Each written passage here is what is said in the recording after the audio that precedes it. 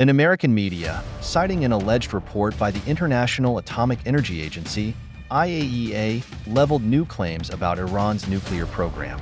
Iran informed the International Atomic Energy Agency about plans to install more centrifuges to enrich uranium in response to an IAEA resolution that criticized Tehran for allegedly insufficient cooperation with the organization, Reuters claimed, citing an IAEA report. According to the alleged report, enrichment wouldn't exceed 60% purity, a level that is set by the Nuclear Industry Development Plan.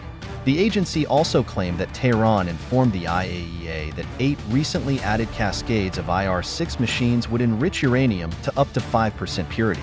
On November 21st, the IAEA Board of Governors in a 19-3 vote adopted a West-backed resolution accusing Iran of allegedly insufficient cooperation with the organization. 12 board members abstained.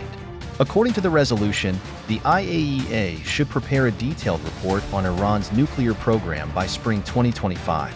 Iran responded by announcing its intention to bring online a significant number of new centrifuges for uranium enrichment.